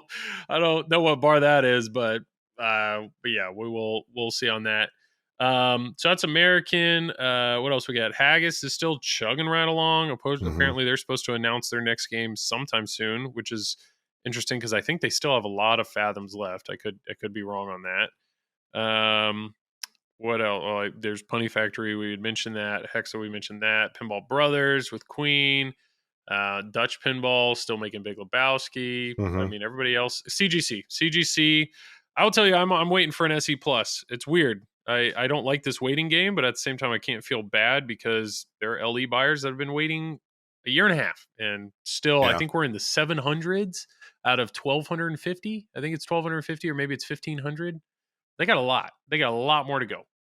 I just hope they get everything together, because I'm ready for Pulp Fiction, and like that timeline just keeps. Yeah, it's creeping up fast. Closer. October seemed forever ago, and now it's like October seems right around the corner. Sort of thing. So, like, I hope that they get it all together. I don't know professionally what's the smart decision. Do you slow down your Cactus Canyon production and try to do 2 lines and start on Pulp Fiction to help? Or do you prioritize the people that have paid money? I'm pretty sure they have Cactus 2 separate Canyon lines for it. I'm pretty sure they will. Yeah, I think so. Which I don't, as an LE buyer of Cactus Canyon, I'm 90% sure there's going to be 2 separate lines for it, because with them announcing or saying, hey, here's when Pulp Fiction's coming, right? And we see the cadence that Cactus Canyon's coming out now. It's like those 2 timelines are kind of going to intersect each other. And I think the last thing they want to do is start pushing Pulp Fiction like off, because they announced it so early. And the last thing you want to do is that, because then you're running a massive risk, because we know whose next game is coming up pretty soon. And like, why would you want to release anything around that at all? For the listeners that are scratching their heads, Travis is talking about Keith Elwin's game, which is rumored to be end of the year, like very end of the year, early next year. And I don't think anybody wants to release like anything around him. Why would you? Why would you? It's like trying to go up against an Avengers movie event. You know what I mean? Yeah. You might win some awards off to the side, but is your box office going to be any good? No, probably not. So that's a little bit tough to do. But here's my worry with pinball with right now, because we're naming off so many different companies and there's so many games. Mm-hmm. I'm kind of curious to see if we're going to hit that saturation point anytime soon. I'm very curious, because it just seems like there's a new manufacturer, and then the current. And then the current Bob ones, Pinball's one. Yeah, there's so many coming out, and then the current manufacturers, they're actually producing more than one game. Like JJP's trying to up their cadence. American Pinball, they're trying to up their cadence. You just mentioned Haggis doing the same thing. CGC with two separate games. It makes me curious to see where pinball is going to go come this fall. Summer's always a slow time, regardless, because people getting outside. It's just how it is. But I'm very curious to see what happens come quarter 3, quarter 4. I think we're going to see a lot more of what we currently are seeing, which is very hot and cold. There's going to be games where we are nowhere near meeting demand. And then a lot of games where they just don't sell. I think at this point, you got to come out with bangers at this point. With Stern with a new facility, they're going to be producing more games. You got to be bringing your best every single time. Well, the last thing I wanted to chat about was, and I think it's unique because of the two of you, who you are. You guys are both official shills at this point. You both work for pinball companies, right? So you're not allowed to say anything negative, right? Any time that you say something negative, Travis, about a pinball machine, you are keeping food out of your children's mouths. Oh yeah, we definitely did not say anything negative about the Godzilla Topper. Nothing negative. We definitely did not. Yeah. Oh, see, look, the Stern sniper's getting me right now. Travis's camera's out. He doesn't want any. Or it's just the opposite. Like there is no winning in our position, because if you talk too good about something, you're literally just shilling it. You can't like anything. You can't thoroughly enjoy anything, because if you do, you're just trying to sell it. That's all you're doing, is trying to sell that. Bonus. You can't have have an opinion on something that may go against the norm, because at that point you're shilling the shit out of it. That you're done. Just to clarify, the only reason you like Halloween, Greg, is because you have a lot on the shelf and you have to sell them, and that's your responsibility. We have an entire warehouse full of Halloweens that we just have to move. And you're about to lose your home because you can't sell them at a discount. Yeah. So I have to talk about how amazing that hated game is to sell the hell out of them. Yeah. Please, I have children. No. But being that you now both have seen behind the curtain, I'm curious, what surprises you about that, being on the other side? What weren't you prepared for? And I know, one thing, Travis, I know you've said many, many times, is pinball is way bigger than people assume. To go from just assuming it's the pin side loyalists and a few extra, like you're saying, no, the pinball audience is way bigger than what we can think. Well, I just go back to this. It's like, how many people out there listening play video games, for instance, right? That may be one of your main hobbies that you do on a near daily basis. Okay. How many expos do you go to for that? How often are you posting online about video games? Probably a lot of people say, well, no, I don't do that. So yeah, I think that the ones that see the expos and they see Facebook and Pinside, that they think that that's everything. And it's not. It's still a section of it. But yeah, there's just a lot of people that know about pinball. Just take Stern Pinball put something up on Facebook the other day where I think it was an actor like Jason Sudeikis from Saturday Night Live and Ted Lasso, and he was talking about pinball on there. And he's been shown to have a few pinball machines. So yeah. He's a huge JJP fan. That's why, on Ted Lasso, he showed off Wizard of Oz multiple times. Yeah. Yeah. Exactly. It's just much larger. But honestly, it's not that shocked me. What shocks me is just, I think the biggest surprise for me is when you get somebody that's very casual to pinball or brand new, right? You assume that they don't know some things, which is perfectly fine. But then there's just some things that are just so off the wall that you're just like, I don't know how you didn't know that. For instance, we had somebody get a machine and for a week, they were like, it doesn't come on. Okay, you start going through everything. Well, is it the boards? Is it this? Is it that? And you don't want to be condescending and you don't want to be rude and make assumptions. But finally, I was just like, okay, you know where the start button is. They're like, oh yeah. And I'm like, is it plugged in? It was not plugged in at all. They didn't even bother putting it there. So I mean, it's just like it happens. And that's literally what mine was going to be. I took for granted how many new people are in pinball that don't experience pinball. And it's like you said, it's very hard because we're knowledgeable. You don't have to be the most knowledgeable. But to the same thing, I had somebody come in and they were like, oh, this ramp's all screwed up. I need this ramp is messed up. It doesn't work right. Well, all that had happened was the screw came loose on the post and the ramp, the wire guide, it shifted. The metal ramp shifted a little bit. And I was like, all you have to do is put that back over the in lane and tighten that screw down. And they were like, oh, okay, I can do that. I'm like, if you can work a screwdriver, you're good. Yeah. But or they were terrified. The broken rubber calls as well. Oh yeah. Like, my flipper rubber broke. What do I do? It's like, stop flipping. Like, don't play it anymore. Yes. Yeah. I mean, we've had that. We've had some that have had a ball stuck in which it just scared them to death. They take the glass out. Yep. You know, and it's those little things that, like Greg said, we take for granted because we're used to it. It's like second nature. I had somebody with a broken bulb that popped out of a spotlight and it got banged around, didn't work. And I was like, it's a damn bulb. But then again, like if somebody that's new to pinball, they don't have a stock of Comet pinball bulbs or bulbs laying around like most of us do. So, you know, it's one of those things you got to pull it back a little bit and go, okay, if I was brand new, I never owned this thing in my life. Like, what do I do? Because like when the Lost World was my very first machine. I never was into pinball. It's what got me into pinball. Never thought about pinball. And when I got it home, played it for like 2 days, half my GI went out. And I was like, what is this? And, you know, I called the guy I got it from. He kind of talked to me like I was stupid a little bit. Joel, you probably know who it is from your area. And, and he was like, well, did you lift the play or look in the back box? And I was like, there's shit in the back box? Like, what are you talking about? Like, you know, and all it was like a little relay thing. And I had to tap on it and then, you know, that clicks your GI, you know, you hear it in the older games, like a White Star was like click, click, click, click, and your GI would flash. Well, that was just stuck and that's all it was. But I had no idea there was the board set and everything in the back. I thought everything was under the playfield that he had showed me. And, you know, going back, I didn't know how to remove a bulb. First time I had to remove a bulb, I tried to pull it out. And, like, I didn't know you had to push down and turn. Yeah. Like, I was like, it won't unscrew. I'll just pluck it out. Maybe it's like a wedge. But it wasn't, you know. And I broke the top off and had to get pliers in there.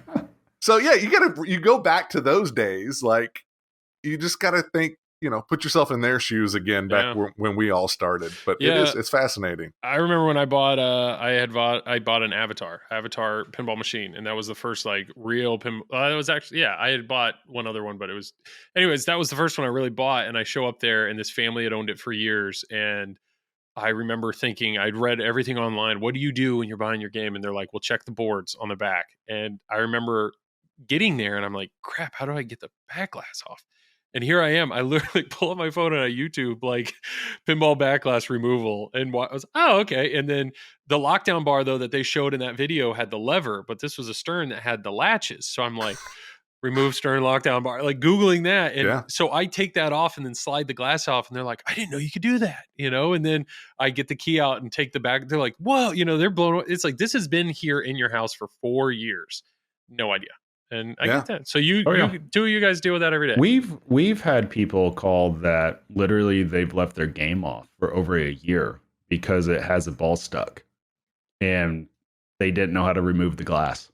I have no clue how they got a game in their house because I mean, and Greg will tell you this. So you'll get calls from people that don't even buy from you. And then they'll just they'll have a lot of questions. So we hear it like everywhere. My most favorite one was somebody had said that their Jurassic Park was malfunctioning. And so their malfunction was, and you guys can suss this out quick, their malfunction was that multiple balls were getting kicked out onto the playfield during the game, not before they plunged, during the game. So they didn't know there's multi-ball. They had no idea. that one may be the best. That may be the best. Like they were just like, my game malfunctioned. It does the way they described it. It doesn't happen every game, but sometimes it'll just randomly throw out balls into the playfield, and that's when we finally sussed it out, and they walked us through it. And it's like, sure as shit, Like, you got a multi-ball, bro. Like, that's you did good. Yeah. Excellent. Your game's not broken. You're not broken. Keep playing. Yeah. Like, you're fine. Well, I think the hardest thing though is too, like people that are new to pinball and don't know pinball, they get very frustrated or they think that something is very wrong. It's like, well, I found a couple extra screws in there, or this, I had to adjust this, I had to mess with this. And you try to, it's such a hard thing to try to explain to them this is part of pinball without making them feel that everything is just defective and going to fall apart on them. Yeah. So it's that's probably like the toughest thing dealing with that, is just trying to be, educate them on pinball, but at the same time, not scare them away from pinball. Cause you have to adjust stuff on a lot of games. Sure. Some games I've got that are perfect. And in some games I've got to pull a few things off, bend a ball guide or do something with it. And, when you go doing something to people that they're not accustomed to, that they buy a car, they expect everything to be perfect. They buy a coffee pot, it works. Pinball is just a little different, or they play, 50 plays on it and something goes awry that they need to fix. Like that's the only like difficult part of it is, walking that tightrope with people. Yeah. No, that's good to know. I mean, I would assume everybody that's listening to this podcast probably finds the humor in that. Nobody listened to a pinball podcast that probably, well, maybe that's an unfair assumption. Yeah. I would assume the majority of people that listen to this podcast know how to do those simple things. And if you don't, there's great tutorial videos on YouTube. I'll tell you something. And this is what I found a little surprising too, is there are two kinds of people basically in pinball when it comes to something. And this isn't just new pinball people that's never owned a game before. This is some people that I know very well. And there are two kinds of people. When something goes wrong, there's people that jump in and they're immediately ready to try to diagnose it, fix it, get you on the phone, even if you're needing help, because they just don't have the knowledge, but they'll jump in there and work through stuff and find stuff. And then there's the people that just absolutely refuse to touch anything and that you've got to get a tech out to them because they just will not take that initiative to pick up a screwdriver and do the simplest of tasks. And then I had one guy, I don't want to talk about the game just to give too much away, but there was an older gentleman in his 70s that bought a specific game and there was an issue with a bracket and a whole mech. Well, by the time I got that guy back on the phone trying to diagnose what it was, he'd done took it out to his workshop, drilled out holes bigger, did all this stuff, got it working, like figured out, never owned a pinball machine in his life, man. It was already like, I was like, whoa, slow down. Like you can sometimes take it a little too far. Like, yeah. But I mean, there's that balance of people. And like I said, sometimes it's pinball people that are, into the hobby quite a bit. But when it comes to actually working or diagnosing something with their game, they're just at a loss and they're done. They don't want to jump in. Yeah. They're just terrified to. Yeah, this would be the wrong hobby in my mind. If I think if you own a pinball machine, you either need to learn to fix it or you need to be ready to pay somebody to come fix it. I agree. For you because something's gonna break. The ball's gonna get stuck. Your bulb's gonna come out. Yeah. Something's gonna break, and there's a reason why I have a little tool bag that sits under my pin. I think most people do in this hobby have a little toolkit right there. It's just intimidating for people. Sure. Like most stuff is fairly simple, especially with Stearns. Everything running through node boards and everything is pretty damn simple. Most of their mechs are very simple. There's stuff that once you start to really learn it and you get accustomed to that particular manufacturer, the simplicity of, it's not like when you had board sets you need to pull off and resolder a transistor or anything on, on White Stars or anything else or any of the, other games. The spikes in all the modern games, it's either you replace the damn board because the board's bad or it's something else small that a wire popped off or something you can do.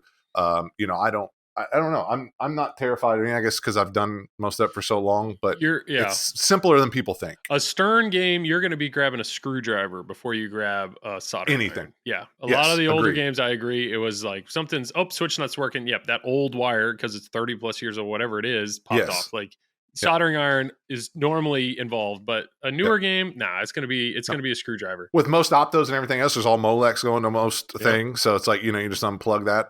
Again, screwdriver, you replace that and plug it back in and you're good to go. It's different. Yeah.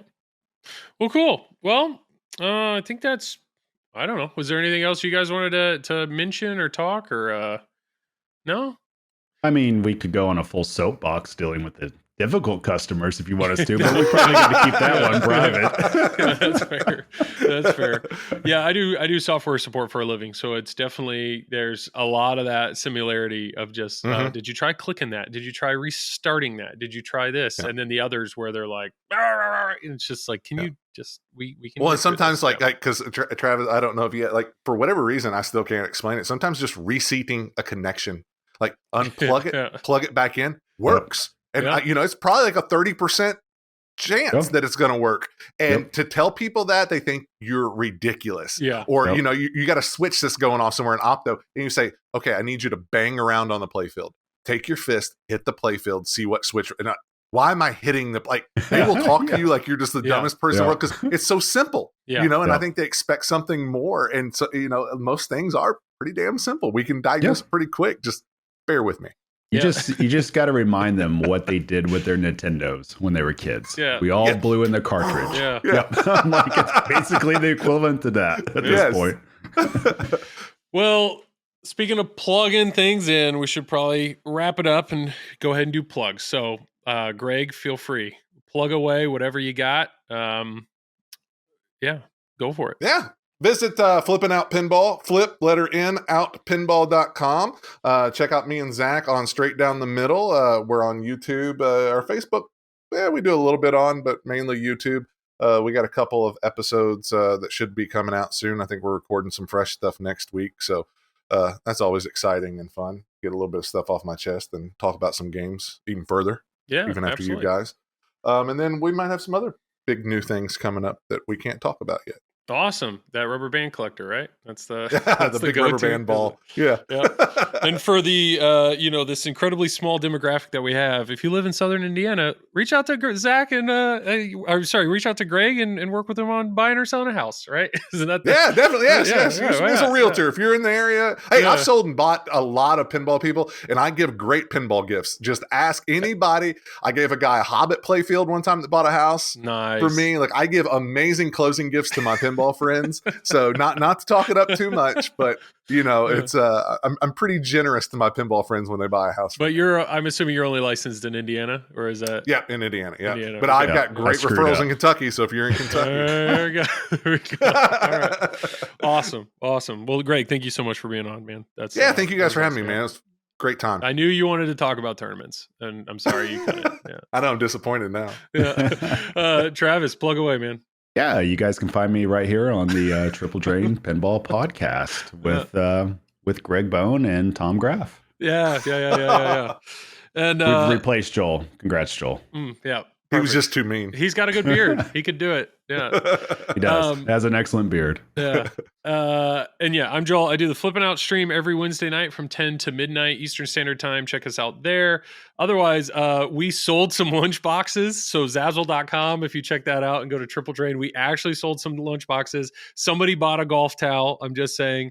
And what I didn't realize is you can edit the design. And so there was a guy that actually took the design, and by editing the design, you can change products. So he made like a Triple Drain Frisbee. He made you can do whatever you want. So we have a Triple Drain Frisbee. I don't have a link to it, but he took one of our designs, edited it, changed the product to a Frisbee, and we have it. We definitely need to penetrate the Frisbee golf industry. Yeah, man. Now it's our chance. Flying off the untapped market. Yeah. So we got some stuff there. Obviously, Silver Ball swag. Check that out. And then thank you to all the Patreon supporters. We really appreciate you guys. We have some stuff in the works with YouTube. So I know currently all these things are on the Pinball Network on the YouTube channel. But believe it or not, we have a Triple Drain YouTube channel. And I think we're going to start doing just some shorts and stuff like that. So if you can't get enough of us, feel free to subscribe to the YouTube channel there for just some additional extra content. But normally Tom gets the last words, but you know what? I think, Greg, I'm going to give them to you. So, do not put that pressure on me.